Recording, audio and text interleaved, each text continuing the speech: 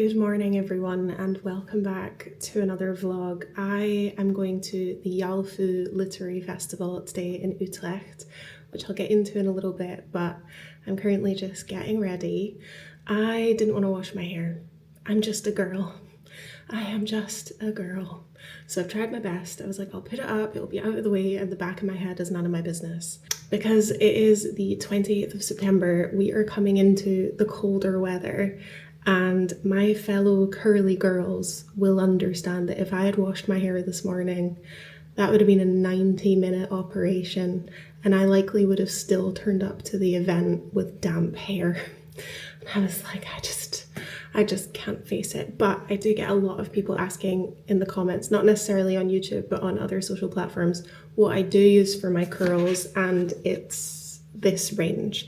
This is not sponsored, anything like that. I used to be gifted products by Naughty, and then they stopped about a year ago, and I was really sad about it. They just ghosted me because they got me addicted to this stuff. It's perfect for my hair, and it is expensive, but clearly it's worth it because it's a year later and I'm still buying it. So Naughty, if you're watching, can you please give me this again? I'd love to do a giveaway actually. I think that could be really fun. Like a big curly girl. Maybe I'll do something like that for Christmas. I'm trying to plan like a bookish giveaway for Christmas anyway, so watch this space. But for better or worse, the hair is done and now I'm moving on to makeup.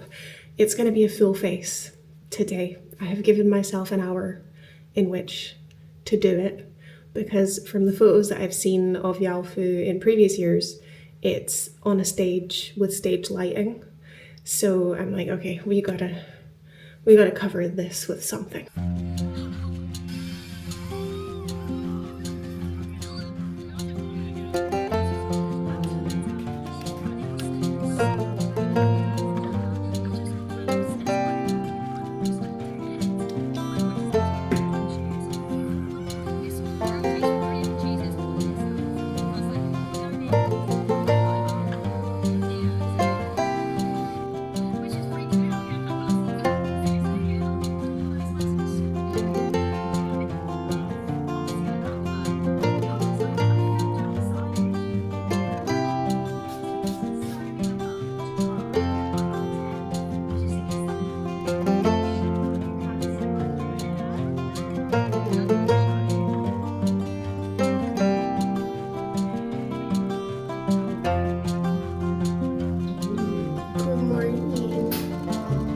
Okay, makeup is finally done. That took way too long, but I was really taking my time with it. Like, I didn't want to mess it up.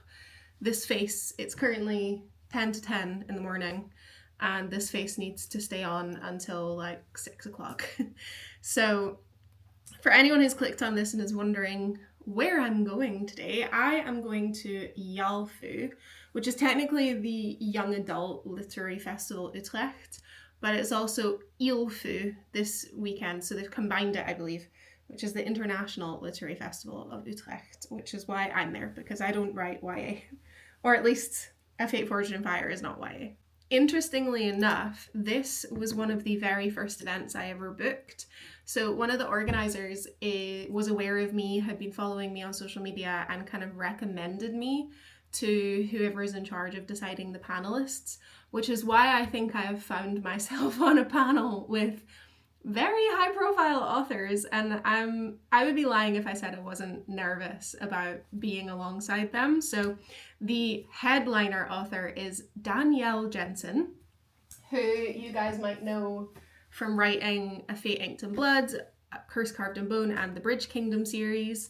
Like, huge name, huge. Another author who's going to be there is SF Williamson, who wrote A Language of Dragons, and A War of Wyverns is coming out soon as well. I love this edition. These edges are just stunning. And then, because I don't want to miss anyone out, I'm just going to read out the names of the other authors.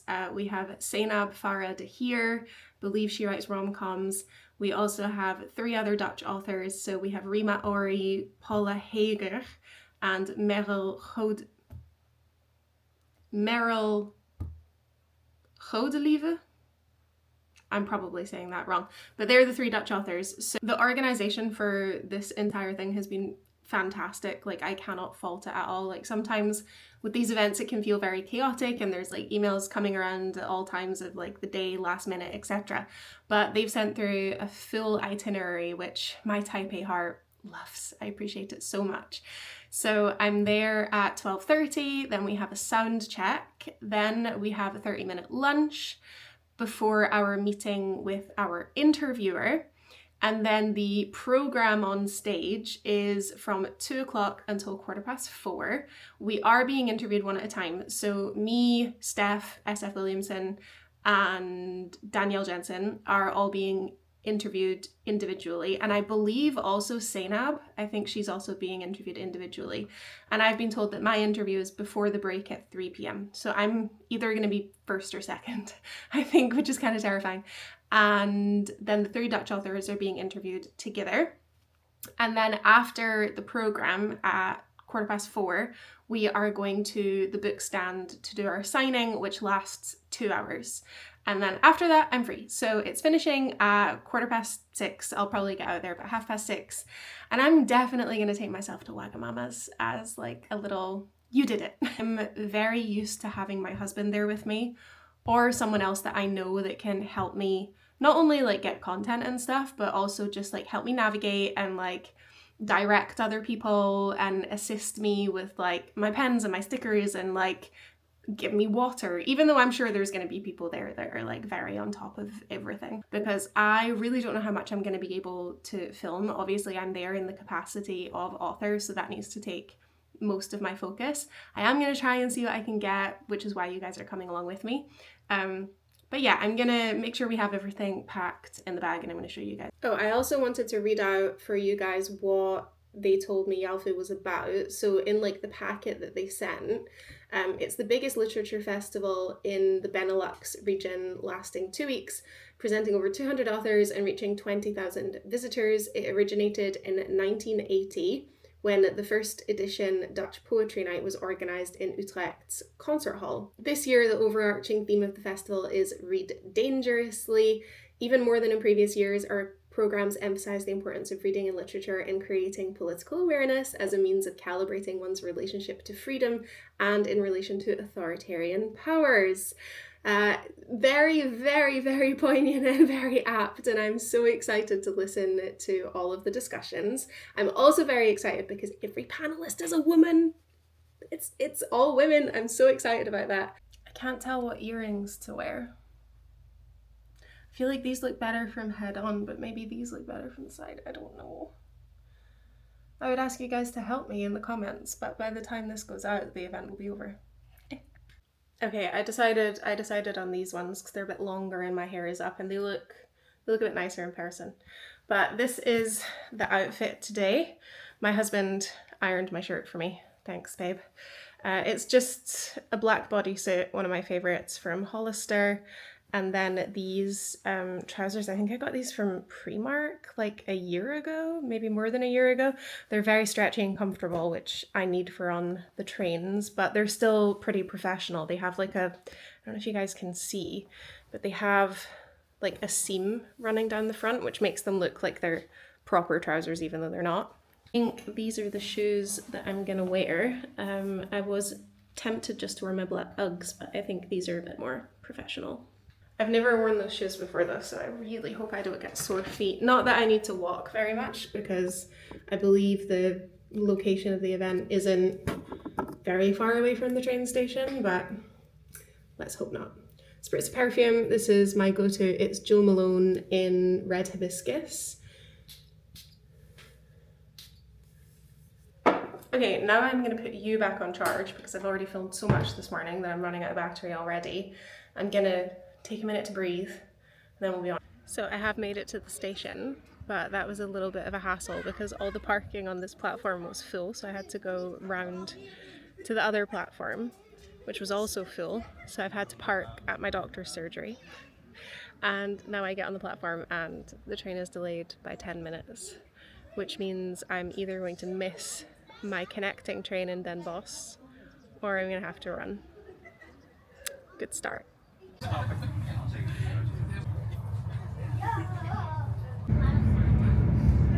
So I've made it to Den Bosch, but I did miss my connecting train, the one I was supposed to get. So I'm waiting on the next one. And this is why Dutch people complain so much about NS, which is the train service here, because you pay so much money. It's extortionate. Like a 1 hour train is going to be 35 euros. And the next train I'm supposed to get was supposed to stop at Utrecht Centraal. It's going to Alkmaar. It is now no longer going to Alkmaar because there has been a signal failure. So now it's stopping at Utrecht, but I'm just happy I'll get there. But it just means I'll have a tighter time to make it to the venue. But I love a train when they go according to plan.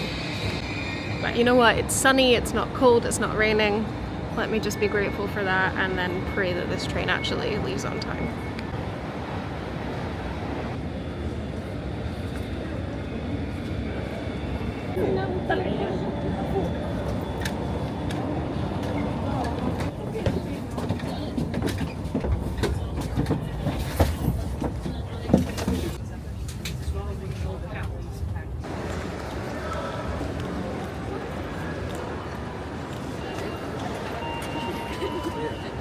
So yes, unfortunately I am going to be 6 minutes late because that's me just out and it is 12:29 and I'm supposed to be there at 12:30, but I did message the organizer just to say, look, I'm really sorry.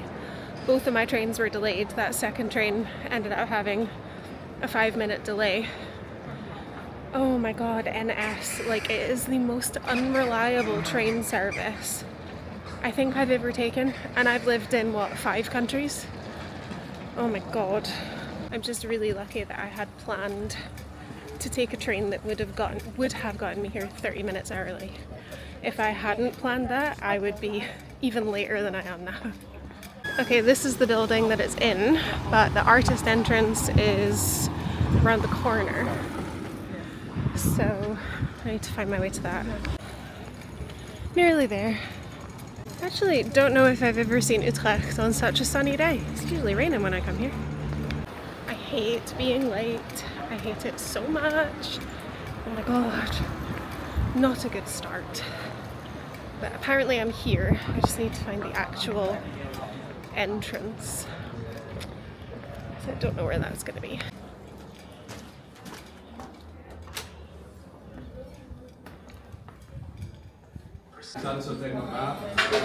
That makes sense. Are we in order though? Yeah. Oh no, because you're before me. Yeah, exactly. Then it doesn't.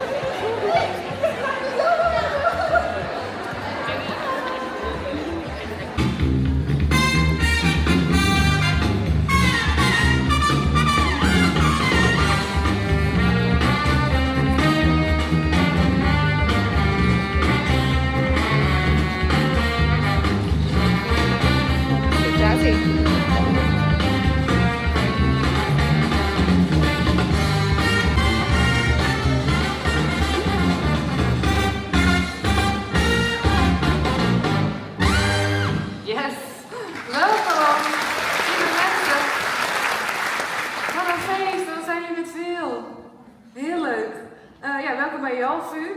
We gaan straks dansen zoals je al zag. Vet veel zin in. Heel leuk. Hebben jullie allemaal al een boek gekocht? Aan mezelf of aan het begin? Ik hoop dat zijn er tot dusver al vragen. I typed up on my computer were about this same little girl and all of the adventures she went on. Like, you know, one day she'd be walking through the mountains and another day she'd be in outer space. So it was like a vast series. Yeah. And was this little girl you? Like, did you live in this fantasy world? I suppose she probably was. Yeah, I mean, that was probably my way of exploring the world as a 6-year-old who had never really been very far. At that time I hadn't moved abroad yet, so when I was like 9, my parents moved from the UK to France. But at that point I hadn't really travelled, so maybe it was sort of my way of exploring. Traveling, yeah, in your own world. Yeah. And when did this develop into like, fuck it, I'm gonna write a book. I'm ready. Well, I mean, I did a master's degree in, I mean, I've been writing, I never stopped writing. lots of different failed novels. And then I almost did a degree in creative writing at university, but last minute decided to choose a more sensible degree. So I chose languages, which was not sensible either. What has been your favorite special edition that has been released from A Language of Dragons? Ooh. I mean, the Fairy Loot one was beautiful, the UK Fairy Loot, A Language of Dragons. I just loved the illustrations in that one. Yeah, and then I brainstormed and loved and thought I would write a story about self-love. After all, we are with ourselves all the time. Yeah. It is a story about self-love, but also Yeah. a love for, in this case, maybe a best friend. Yeah, exactly. All kinds of love. Yeah, all kinds of love. And then it's also, there's this extra character which is like the voice in your head, which we all have, I think.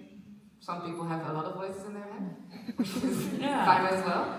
But this, Sarah has one, and it's quite negative. Yeah, it's very negative. Yeah.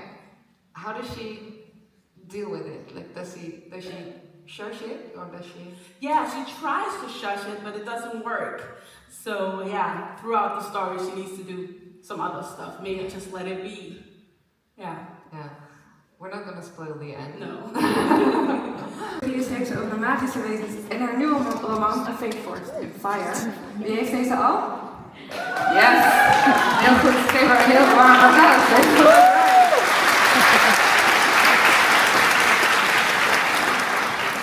Kijk. Hoi allemaal. Ja, wij kunnen dus gewoon in Nederlands en Engels. Ja, mijn Nederlands is niet zo goed. We'll do English. Yeah, English is better. Welcome. So there's a lot of readers of you here. That's cool, huh? It's so exciting. I wanted to start with the motto of this book because I loved it. Maybe you want to read it out loud? Okay. For the little girls who were told to put their fires out, burn them all to the fucking ground. I mean, let me tell you, trying to come up with a dedication for book 2 has been harder than writing the entire second book. I bet this is one to finish. Yeah. When did you come up with was it there before the book was, or? I think it was round about near 3/4 of the way through writing the book, and it literally just popped into my head. I think that happens sometimes with writers, is some parts of the book you're struggling with and you're having to think through and you're having to make notes about, and then other things just come in a brainwave in a minute and you're like, quick, write that down. Yeah. Can't forget. This is fire. Yeah. So take us to the setting, because where are we in this book? We're in a mythical land called Erisosha. I myself am Scottish, even though I've lived here for the last 5 years. This entire book has kind of been like my love letter to everything Scottish. Before I moved away, I wanted to go.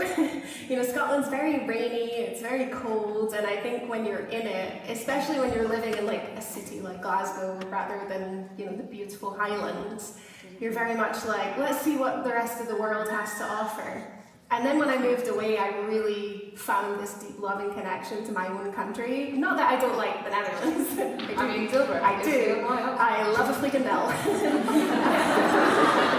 But I was like, I really want to see more of Scotland represented in, fantasy genre or romantasy. And I just thought about, okay, well, wouldn't kilt wearing dragon riders be fun? Yeah. And then I just kind of built it up. So the landscape is very like Scotland with all the mountains, and they eat haggis, and they attend ceilidh dances. So if you guys like Outlander, it's like Outlander but with dragons. That's true. It is a love letter to like Scotland. Yeah. It feels like it. Was the land there before the story was? Yeah, so I'm not really much of a plotter, especially not for the first draft. I really like to just go in and start writing, but the entirety of the story came to me first. So this is book 1 in a duology, but I am planning multiple duologies, 1 per territory, and there are 5 territories. So duologies are 2 books. Yes. Yeah, so I knew the world building had to be tight. So I started with the map. So I made a really terrible sketch, digital sketch that no one should see, and figured out, where people would live. And I was very interested in the bonding to mythical creatures. So wanted to figure out, okay, who would bond with who, and what made sense where, and what would they eat. And then once I had kind of the history and the world building is when I started writing. And then there's like it's a matriarchy, so a patriarchy but a matriarchy. It is. How did you come up with how that should look like? What it should look like, the matriarchy? Yeah, so before I was an author, I was a zookeeper. So I worked with some truly incredible animals. So I took a lot of inspiration from the animal kingdom. We have animals like elephants and killer whales who exist in matriarchal societies. They're actually some of the only species that have the grandmothering effect, which is where humans have it too, where we live past our reproductive years, and there should be no biological advantage to it apart from wisdom. And it's only the females that live that long. Because of the wisdom. Exactly. Exactly. So when I was thinking about what dragon society would look like, I really built it on that. And then I thought, well, if these people are bonding to dragons, wouldn't their society also reflect that? So yeah, I made the women in charge. Yes. Yes, women in charge. And how did you how did you build the dragons up? Like, how did you create their characters? Yeah, again, I think it was my experience working with animals. So the dragons in my book don't talk. They're also not the only creatures. So we have phoenixes, chimeras, firebirds, and it's very much a shared respect and trust between the bonded and the creature. And while they don't communicate with language, they will communicate with body language and kind of shared emotions and feelings. So there's always that kind of element of true understanding even when you can't speak to one another, and being able to respect each other even though neither one can say no. You have to really be listening and be in tune with that other being. I also found the female main character to be like super capable. Yeah. Like, she doesn't need anything. I mean, I think to some extent, I think she overestimates her abilities sometimes as well. Writing her that way was very purposeful. She's very unapologetic in who she is. So she's bisexual, she's very tall, she's mid-sized, she's very strong, and she is not ashamed of any of it, which I feel like was very cathartic to write as a woman. I think we all have a certain amount of internalized misogyny and have parts of ourselves that we wish we could make smaller, or and Inira just comes in and is like, this is me, this is who I am, and everyone else just has to deal with it. And she has her own faults and flaws, obviously, but it was very refreshing to be able to write her exactly as she was. Yeah. And how does she develop in this book? Like, how does she? Yeah, so she's very overconfident to the point of arrogance at the beginning. She has a birthright, and this book is set in the crumbling matriarchy. So an oppressive patriarchal religion has started to kind of take over, and she wants to fight for women's rights and also for her own birthright. So she feels like she has this moral duty to kind of push herself forward, not just for herself but for everyone else. And that overconfidence kind of gets the better of her sometimes. But I was very conscious when writing that we seem to fall into this trap with female main characters who are complex, that we will berate them or judge them for having the exact same traits that we praise and love in male main characters. And we need to stop that, guys.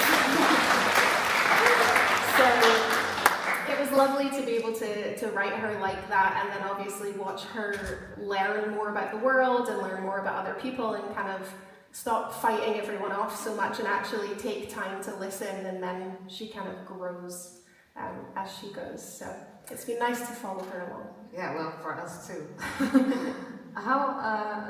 When did this story came to you? Like, was there one moment that you thought, I have to write this?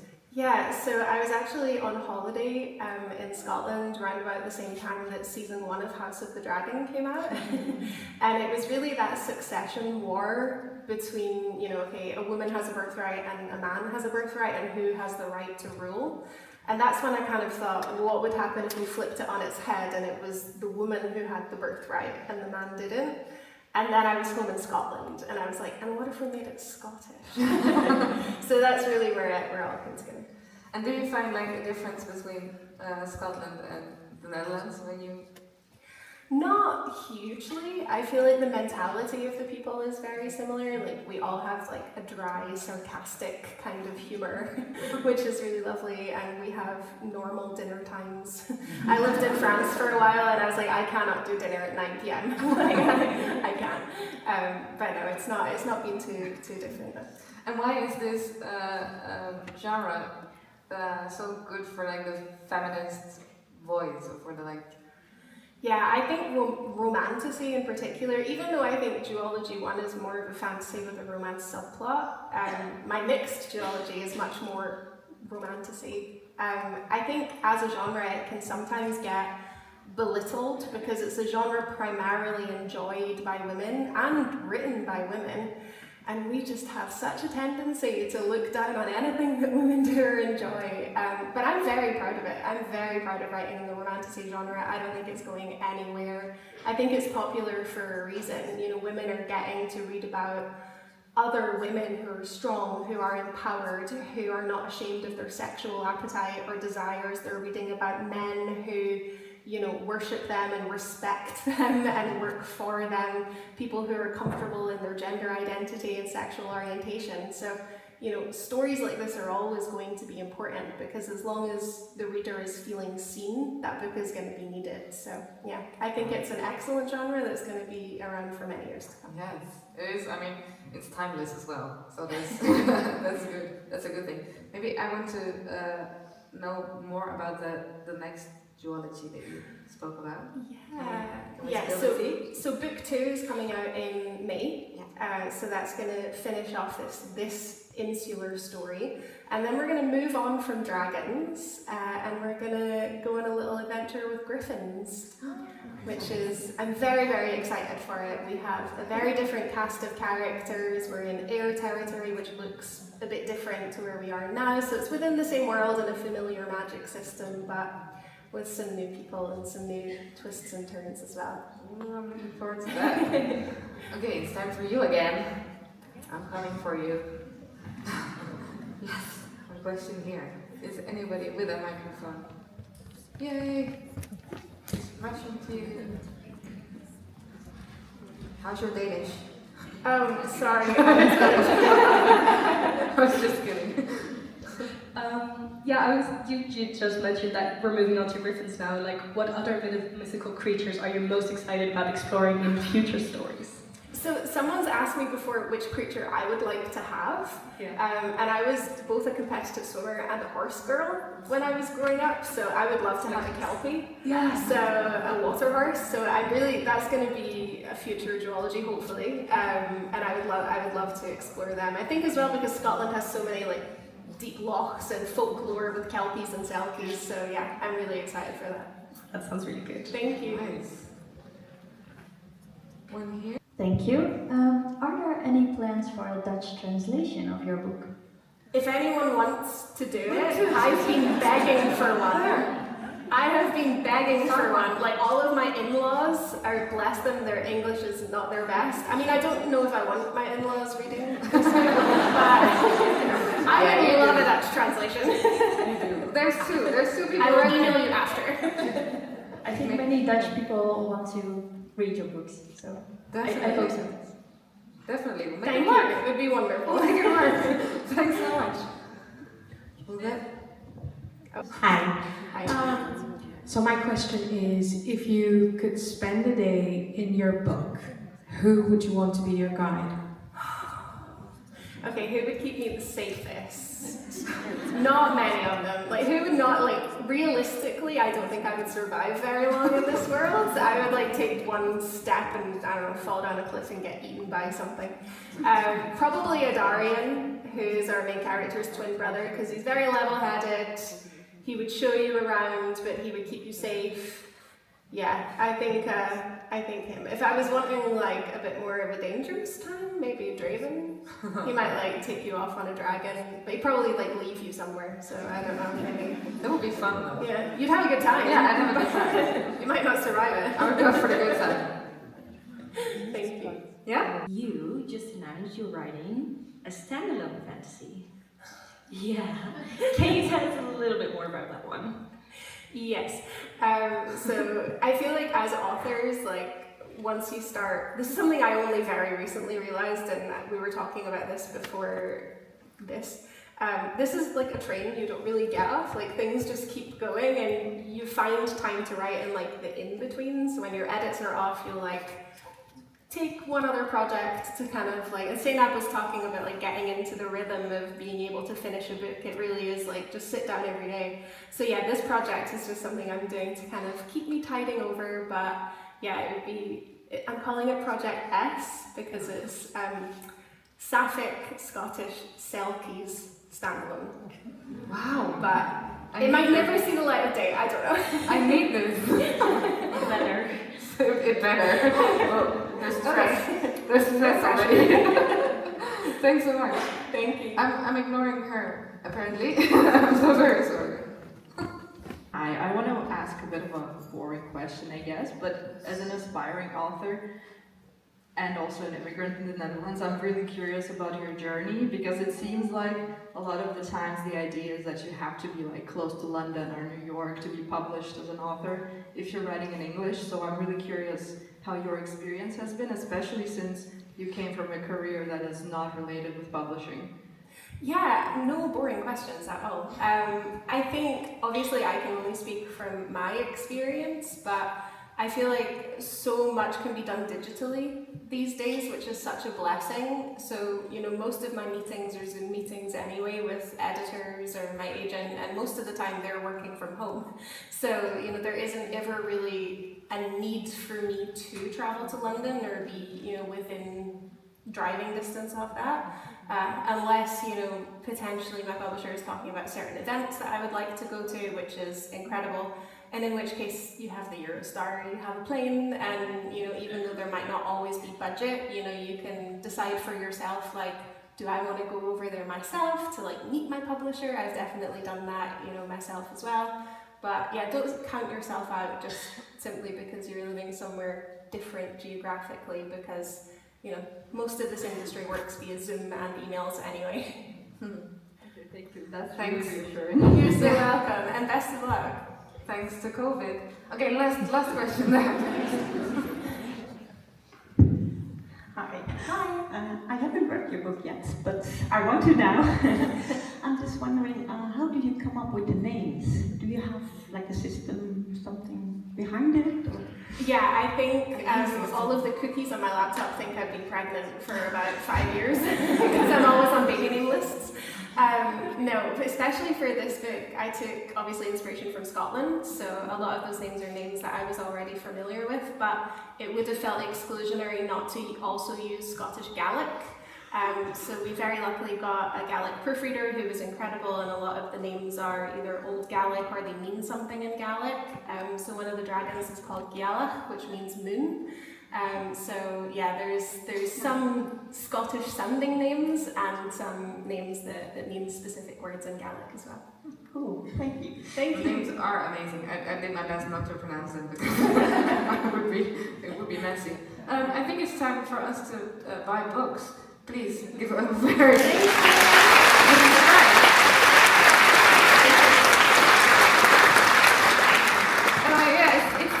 to taal die jullie wensen? Nee, hè? Misschien kunnen we draaks proberen, dacht ik nog. Draaks. Maar daar hebben we toch ook de andere vertalers voor nodig, denk ik. Ja. Hoe gaat het met jullie? Wat leuk. Ik heb hier net al 2 afgeboeken staan. Het andere is nog, was op mijn scherm alleen te...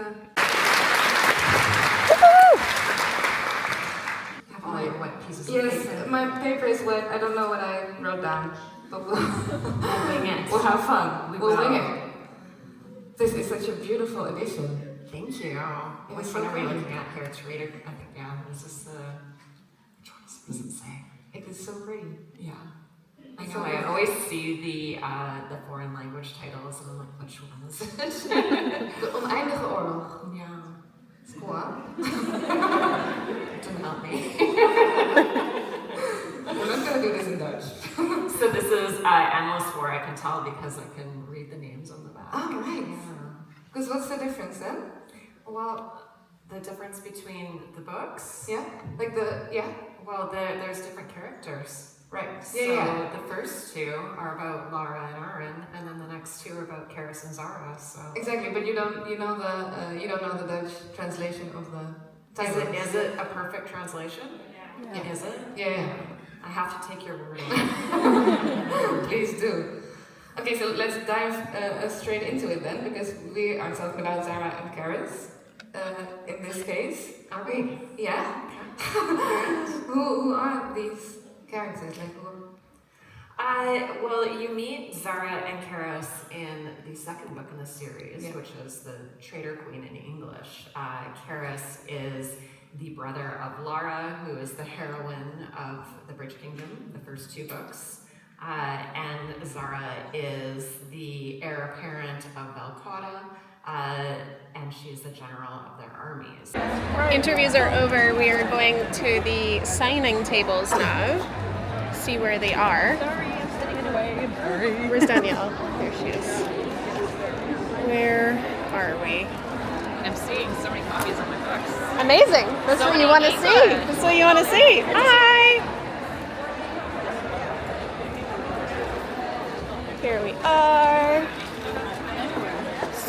Steph.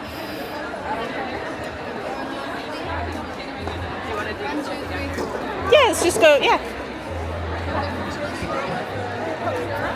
Do you want to be in the vlog too? Hey. Would you like to? This is Danielle. Everyone knows who you are. Anyone watching might already knows who you are. Like, so this is Danielle. She's written multiple incredible books that you've all already probably read. Yes, it's Stunning. Oh, I appreciate that. Caffeine. Oh, no, it's okay. It's okay. It's still going to be very warm. Hi. Can I have a favorite quote from you? Favorite quote? Ooh, yeah, of course. And what's your name? Laura. Thank you. Bye. I have this one. Oh, wow. A classic. Yeah, that's a classic. Ah, just burned my tongue. I don't have this yet. Leave. Go away. It's not translated yet. It's not yet, but maybe after today. Maybe can you sign a bookmark? Yeah, probably the white ones. They're double-sided. Yes. Can you personalize the bookmark? If that's possible. Yesterday. Yeah, I would love to see I am. Are you? Yeah. Good. Good day. It's a good day. It's a good day next week. I know. I know. When are they announcing the lineup? 14 tickets. Yeah. That's good. All of them. And when are they announcing the guest weeks? Next week. Okay. Next week. So probably, I think probably Friday. Okay. It's not certain yet, but they're going to do everything in one round. Okay. Perfect. Yeah. Can't wait. Right? Pretty. I had to buy it. It's too pretty to just. What edition is that? That's Goldsboro. Yeah, it sold out so fast. Is that an N, apparently? An N. That's an N. Yeah. Marnia. My character, and I was just a guess. The female main character Female is main by, character, yeah, so I just had to get it. Lots of queer rep in this one. Love queer rap. Well, they're double-sided. They're double-sided. Oh, this one is they're both double-sided. Yes. And then this one. Thank you so much. Thank you. Beautiful name. Thank you. I really like the way how you were talking on stage. It sounded like everything I wanted to read, so I just wanted it. Thank you so much. Some OG books, very heavily annotated as well. How are you doing after your incredible interview? Right back at you. The most charismatic and like. Thank you. I was like, how do I follow you? You were great. You had the house laughing. I appreciate it. Incredible. I'll leave a list of all your books in the description. You can find for people to get. I really appreciate it. Yeah, Are they available in English? No, not yet. Hopefully. They need to be. Hopefully. They sound so good. Thank you. It reminds me of like Heartstoppers. Yeah. Vibes, but like body positive. Yeah, like body positive heart stopper is what it sounds like. Yeah, I hope Bill gets friendly. That could be cool. I have all my fingers crossed for it. Thank you. Right now, Fate Forged in Fire is the only one traditionally published that's out, but I have a YA trilogy that I indie published prior. So yeah, 4 books. I love it. Nice. It's my first time here. Thank you. No, it's so exciting. Just as signing next to absolute powerhouses like Danielle and Steph, I'm like, I just sat here next to Danielle Jensen. Anyone? Like, what is my life? I love. Hello. I'm gonna annotate this one. Yeah, I'm gonna annotate this one. Ooh, exciting. Do you want your name in it, or do you just want to sign it? Can you sign it together? You put my name or a quote or anything. You're welcome. Did you want me to? And I'll see you for. I actually want to get up soon. Soon. Yeah. Bye. So my friend just had a baby. So I'm getting a train card so I can go more often. So I think when I have it, I'll get the train to Swallow. Oh, that would be so nice. So probably in maybe like November. Let me know when you're planning to come. I'll make sure I'm there. And maybe see the new store. And maybe I'll plan that someone else is there so maybe we can get like lentils right. Yeah, amazing. Yeah. I can sign yours. How are you? Good, thank you. I just bought it. We like to talk about it. So. Thank you. Can I also take one of the coupons? Of course, yeah, help yourself. Thank you.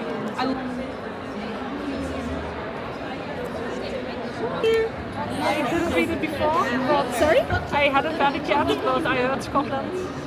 If you want to. Thank you. Thank you so much. Pick whichever one you want and I'll give you a sticker. Okay, thank you. Yeah, I've got 3 years. Yeah. Thank you.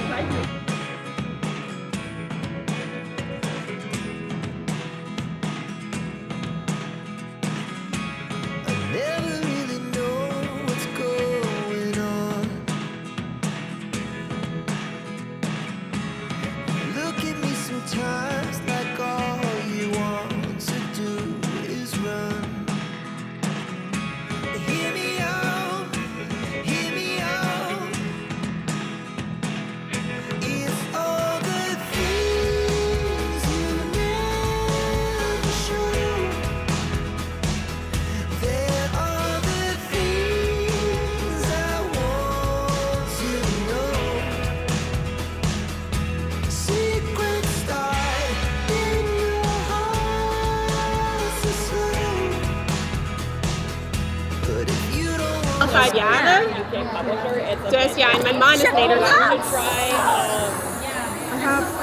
I tried moving it away. Panic! Yeah. Can we have a towel? Oh, no, yeah, of course. Man down. Start thank you so much. I think I actually don't think it went in my bag. No, I found it. Sorry. It's alright. Things happen. We have Also, office. Thank you. Thankfully, my electronics were over there. Is everything? I recognize you two. Yes, we're from a lot of books. That's it. How are you? I understand. I actually because I get book 2 is done. That's with my editors. Book 3 is out for contracting.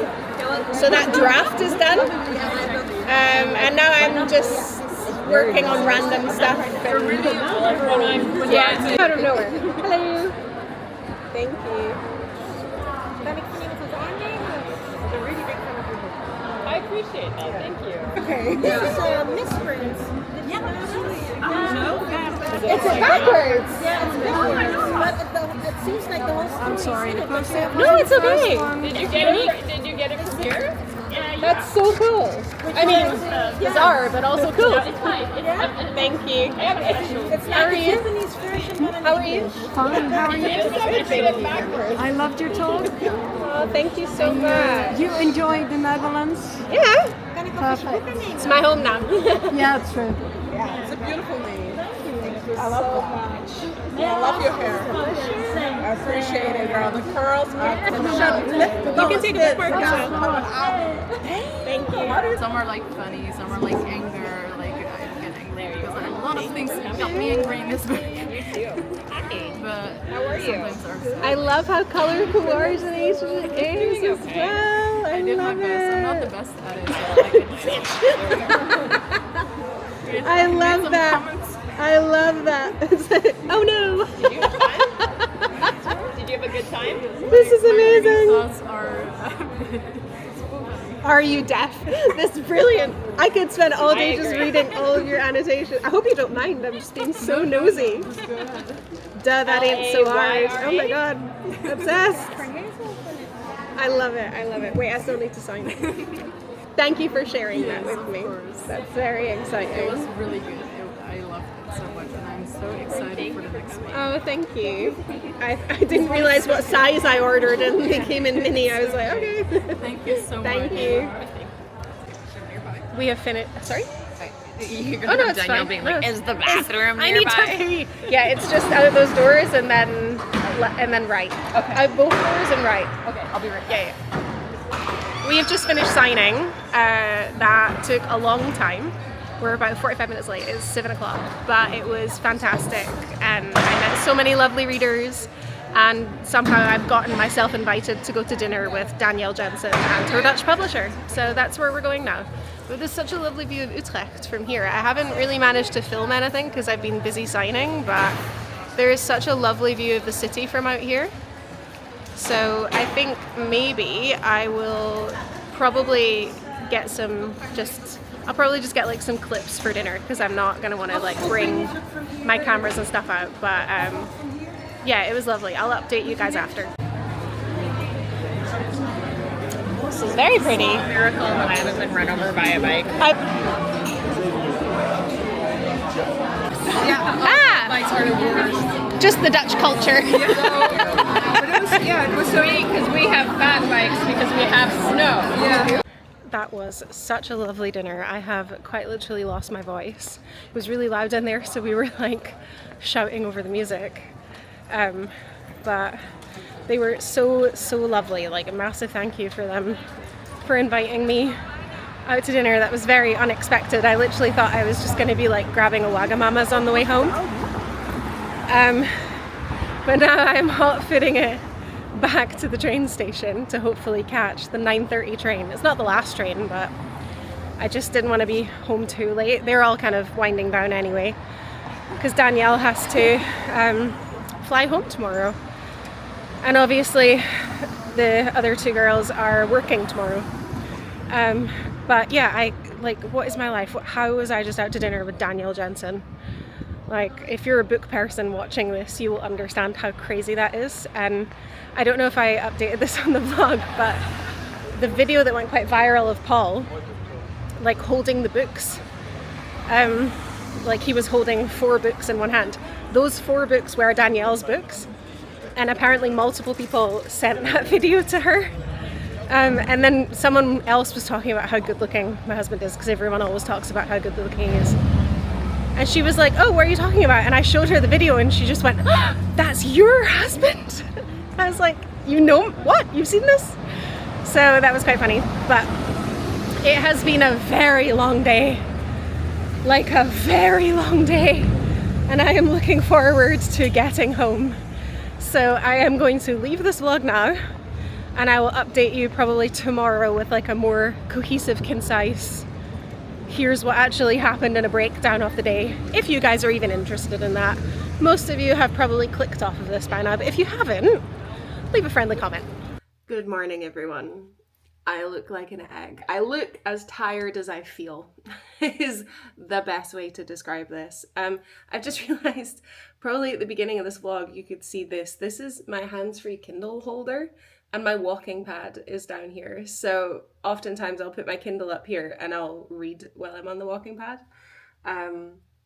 So in case you were wondering what that was, but what a day yesterday. It was so fun, but it was very full on. I love that this is my job. Like, I love every single part of this job. There is not one thing that makes me wake up every day and go, oh, I wish I wasn't. I wake up every single day thanking God or fate or whatever it is, or my readers, for making this possible.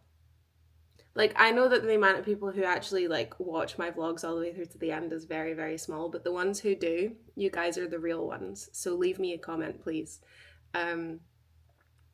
Because we were actually talking about this yesterday. We were having quite a lot of conversations about social media and how toxic it can be for authors. Like Danielle was talking, you know, obviously she's a huge name author, like so many people are talking about her books. And she was like, I can't go on TikTok because the format of TikTok is like, even if you have people blocked or you have words hidden or, you know, hashtags that you don't want to see, she can just be scrolling on her For You page. And, you know, the nature of TikTok is you want to grab people, and it's so like attention grabbing that immediately it'll just be someone holding her book and going, 10 reasons why I hated this book, because negativity gets engagement. And she's like, yeah, it's a minefield. She's like, I cannot go on TikTok because it's happened so many times now that I'll just be scrolling myself, like not even just like for pleasure, and she gets fed things about her book that she doesn't want to hear, which is really, really hard. And you know, anyone who's present on social media knows that nuance and critical thinking has completely left the building, and people do just seem to be looking for excuses to hate on people these days, and the moral superiority is really starting to even get to me. And you know, I love social media. Like, I am very open about the fact that I don't make any money from Instagram or TikTok. I make pennies from YouTube. But I don't do social media for the money. Like, I enjoy documenting on YouTube because it's the only format of vlogs that I will religiously watch back. Instagram and TikTok, I just enjoy the community aspect of it and sharing things, because it can be a very lonely job. And Steph SF Williamson was talking about that yesterday, and she was like, you know, it's so hard. She's like, she hasn't done an event in a very long time, and she was like, just being around so many other authors and creatives, like she was starting to feel like those creative juices flowing again. And she was so right, like that in-person connection is something that you really do miss out on. But I am just so grateful to YALFU for inviting me, and it was so wonderful to meet all of those authors yesterday and all of the readers. Everyone was so welcoming, so engaging, so happy to be there. Saynab was such a breath of fresh air. She is Danish. She wrote her book in Danish. It's been translated into Dutch, but it doesn't have an English translation. And she is the most effervescent, confident, hilarious, witty person I've met in a very long time. And her interview, like, she had everyone laughing, and I was like, how do I follow this? Like, she was just so engaging. And I really hope her books do get translated into English, because I think I did a little clip with her, but they sound as fun as she is. Which is amazing. And obviously it was great to meet all of the Dutch authors as well. We filmed a little TikTok together. They were so lovely, such, you know, bright people who were just, you know, excited to be there and happy that this is our job. So I had a great time, but I need to go and order more bookmarks because this is all I have left. I was not expecting that many people to want a bookmark, and unfortunately, a lot of people were just asking me to sign bookmarks because my book actually sold out, which sounds like a really good thing, but I actually think that the booksellers underestimated how many people would want to buy it, which means, yeah, like, it's good that it sold out, but also it's bad because there were probably about 50 people who wanted to buy it who couldn't get it. And, you know, just the nature of, like, the business, you know, unless they buy it and grab it right there, they might forget about it, or it goes to, like, the back of their mind or whatever. So, a little bit unfortunate, but I'm still grateful that, you know, it sold out anyway. But before you guys click off, or most people probably have already, we got given a little tote bag. as a little goodie bag, it says ILFU, which is the International Literary Festival of Utrecht. And I haven't actually looked at what's inside yet. So I don't think it's very much, which, you know, is fine. I think it's like a program of the day. But I do actually have a little memory box for all the bookish stuff that I like put all of the kind of souvenirs and stuff in. So we have some ILFU stickers. We actually have a Tony's Chocolonely bar that says read dangerously, which was the theme of yesterday, which I think I've already said. And it's caramel sea salt milk, and that's one of Paul's favourite chocolate flavours, so I think he'll be nabbing that. And then yes, it is the ILFU programmes. So we have a little letter. I actually didn't get to see much of the festival yesterday, which is a shame. I probably should have, like, for content wise, I probably should have asked if I could have come early and had a look around, and I could have like filmed some of the stalls and stuff. But what happens often is, because I'm very active on social media, people know what I look like, and there's a lot of readers that were, without sounding big-headed, there were a lot of readers that were there to see me yesterday, and I do think I would have just gotten hounded.